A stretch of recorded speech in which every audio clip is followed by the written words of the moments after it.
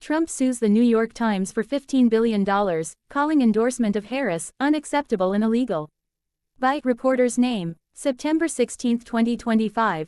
Former President Donald Trump has announced a sweeping $15 billion lawsuit against the New York Times, accusing the paper of defamation, libel, and acting as a virtual mouthpiece for the radical left Democrat Party. The lawsuit, filed in federal court in Florida, also names 4 Times journalists and Penguin Random House as defendants. At the center of Trump's allegations is the Times' endorsement of Vice President Kamala Harris during the 2024 presidential election, which he described as the single largest illegal campaign contribution ever.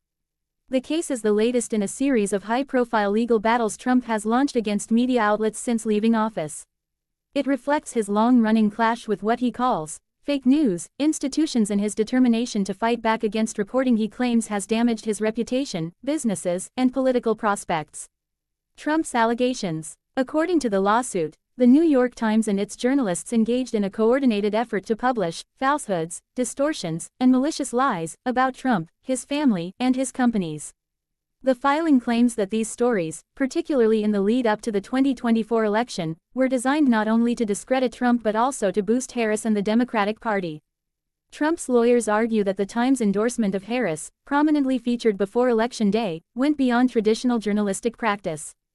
They contend it amounted to an illegal and unreported campaign contribution, one that dwarfs any previous contribution in American history. The New York Times has acted not as a newspaper but as an extension of the radical left Democrat Party, Trump said in a statement announcing the suit. Their so-called endorsement of Kamala Harris was not journalism, it was the single largest illegal campaign contribution ever. It was unacceptable, illegal, and designed to undermine me and my movement. The lawsuit also cites a book published by Penguin Random House, Lucky Loser: How Donald Trump Squandered His Father's Fortune and Created the Illusion of Success, authored by Times journalists Suzanne Craig and Russ Buettner. Trump alleges the book contained defamatory material that damaged his reputation and hurt the value of Trump Media and Technology Group (TMTG), whose stock reportedly fell after its publication. Named in the suit are Craig, Buettner, Peter Baker, and Michael S. Schmidt, all prominent reporters at the Times. Legal hurdles ahead. Defamation and libel cases involving public figures face an extremely high bar in U.S. courts. Since the landmark 1964 Supreme Court ruling in New York Times Company v. Sullivan, public officials suing for defamation must prove actual malice, that false statements were published knowingly or with reckless disregard for the truth. Legal experts say Trump's case will depend on whether he can prove specific falsehoods and demonstrate that the Times acted with malice. Opinions, criticism, and endorsements are generally protected under the First Amendment. Editorial endorsements are a long-standing feature of American journalism and are considered protected speech, said one constitutional law professor. To characterize them as campaign contributions would be a major departure from current law. Trump's claim that the endorsement was an illegal campaign contribution is seen as novel and untested. To succeed, he would likely have to show coordination between the Times and Harris's campaign, something not alleged in the public filings so far. The $15 billion demand. Trump is seeking $15 billion in damages, a staggering amount even by U.S. legal standards.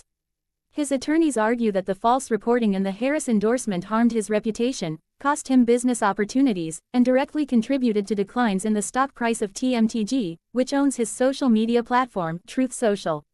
The damages to President Trump's personal brand, his business empire, and his future prospects are incalculable, the lawsuit states. The requested sum of $15 billion reflects the gravity of this malicious assault. Critics note that even if Trump were to prevail, damage awards of this scale are rare. Courts often reduce such claims substantially. Pattern of media lawsuits. The case against the Times is part of a broader strategy Trump has pursued in recent years. He has filed lawsuits against multiple media companies, sometimes settling on favorable terms. In 2024, Trump reached settlements with CBS and ABC News over defamation suits, though details of the agreements were not disclosed. He has a separate $10 billion lawsuit against the Wall Street Journal and Rupert Murdoch over alleged false reporting linked to financier Jeffrey Epstein. Several other suits, including earlier ones against the New York Times, have been dismissed under First Amendment protections. For Trump, these cases serve both legal and political purposes. Supporters see him as standing up to biased media, while critics accuse him of trying to intimidate journalists and chill free speech.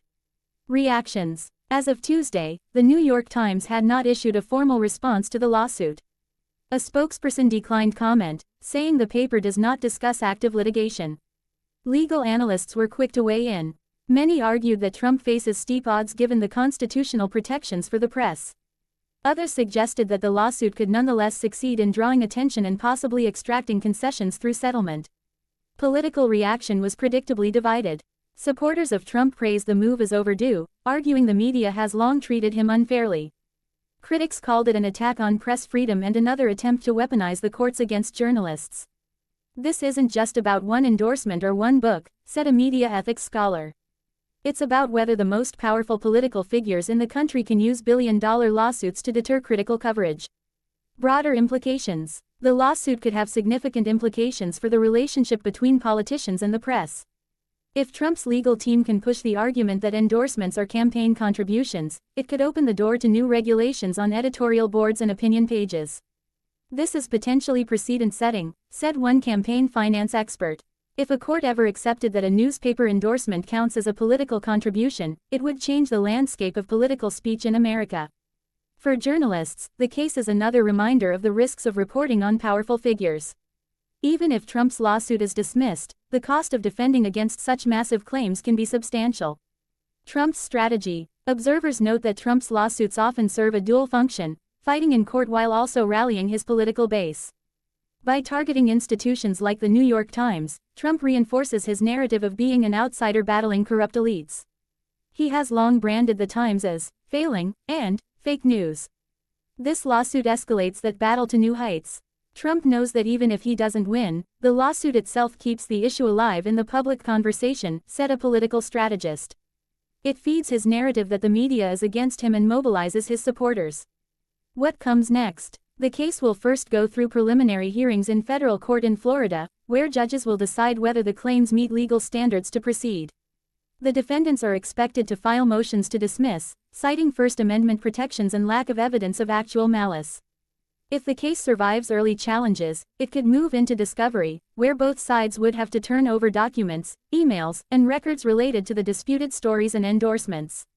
That process could itself generate headlines and political drama. Given the scale of the damages and the prominence of the defendants, the case is likely to take months or even years to resolve. Conclusion. Donald Trump's $15 billion lawsuit against the New York Times is one of the most ambitious media lawsuits ever filed in U.S. history. By framing the Times' endorsement of Kamala Harris as an illegal campaign contribution, Trump is advancing a novel legal theory that could have wide-ranging implications if accepted. Yet, the legal hurdles are immense. With strong First Amendment protections and decades of precedent on the side of the press, many experts believe the lawsuit faces long odds.